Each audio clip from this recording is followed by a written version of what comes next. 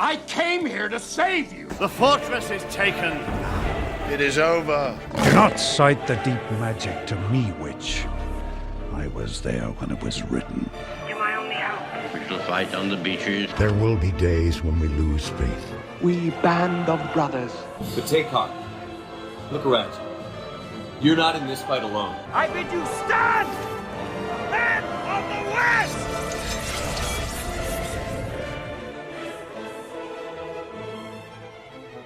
Hey everybody, this is Caleb with KingsAdvisors, and I cannot believe that I'm going to do this, but I am going to defend the Blue Beetle trailer.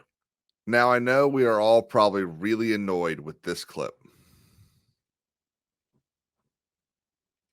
Batman's a fascist. Where George Lopez's character calls Batman a fascist. And I know why we're annoyed with it. We don't understand why. Why would you put a scene denigrating a legacy character, one of the legacy characters, in your trailer? It feels like it's there simply to tell us that y'all don't like Batman. And we see that, and we know about when places like G4 was hiring, and they were asking, why is Batman problematic? Why should we redo Batman? And it feels like the industry has a problem with a rich white guy, as if every problem in the world will be solved if there are no more either rich white people, males, Christians, etc., etc. And that's going kind of into a different topic, which we won't touch on today. But I think the problem stems from issues on both sides. So DC is clearly unaware of their consumer base. They don't understand that we like Batman. We don't want to see people talk badly about Batman, especially in a movie where George Lopez is acting, especially because of how George Lopez has acted over the last couple of years. You know, he's gone a long way from playing George Lopez on the George Lopez show, where he was quite based. You know, he wanted to raise a family better than his mother had raised him. He wanted to instill in them values. He wanted Carmen, his daughter, not to be pregnant by the time she was 17. So yeah, you know, I actually loved the show. It was a great show when I was a kid. The big issue here is who George Lopez is playing. Now, reports say that George Lopez's character is basically a conspiracy theorist, a crazy uncle type guy. So the line with that context makes a little bit of sense if you picture conspiracy theorists in a certain way.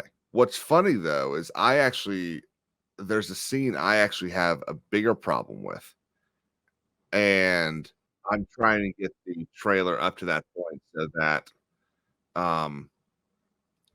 this is the scene that I have a bigger problem with. Now, before I show this, I have to admit, while I read comics as a kid, I never read the Blue Beetle comics. So I'm not aware if there's backstory to this vehicle of theirs. But this is the problem that I have. I don't understand why Blue Beetle, a character that could fly, would have a flying vehicle.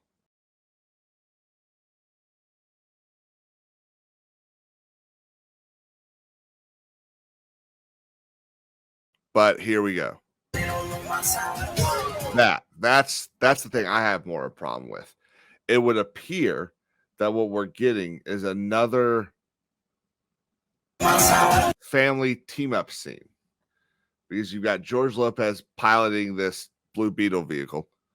You've got the old grandmother with some sort of gizmo here, the aunt with some sort of gizmo, then what I'm assuming is the sister freaking out next to it. I don't understand why why every single comic movie from DC has to bring family into it? Why can't we just have a strong superhero that defends the planet? Like we used to get. That's my issue with the trailer. The problem with this trailer is they did a relatively decent job. I'm a big fan of Blue Beetle from the Young Justice show and the what's it called? The animated movies that DC does, the DC animated universe, I think is what it's called. Big fan of him in those. Jaime Ramirez is a very interesting character. And I'm really happy that they cast the main kid from Cobra Kai in it because I think he's a really good actor. I'd love to say his name, but I don't actually know how to say his name. But there's a lot of things going for this movie. The problem is they decided to basically ruin all of the, let's call it goodwill, by including a line attacking most people's favorite superhero. It just feels unnecessary. And because of that, there's a lot of people that aren't going to go see this movie. The other issue I have with this is the voice for the Beetle in Young Justice, which is where I think many people probably got introduced to Blue Beetle.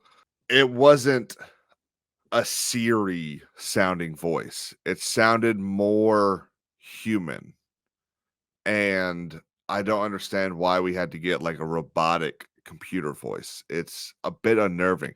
And it actually kind of takes me out of it because superhero movies, at least for me, aren't supposed to be realistic. It's not supposed to really make sense. The story should make sense in the point that you shouldn't be throwing things in that are stupid, but it doesn't have to make sense about Superman flying or Flash creating a flashpoint and rewriting the timeline. That doesn't need to make sense. It just makes for a good movie. It makes for a good story. I will say the FX in this trailer looks pretty good. It's much better than stuff that we've been seeing from Marvel, which, for the longest time basically led the way in all of this. So I am looking forward to it. I will go see it. We will review it. But yeah, those are my thoughts on the Blue Beetle trailer. I hope people give it a shot. It's just really hard to get past DC's decision to include that line in the trailer. Okay, everybody, I hope you have a good day. Please like and subscribe and follow us on Twitter at KingsAdvisors_.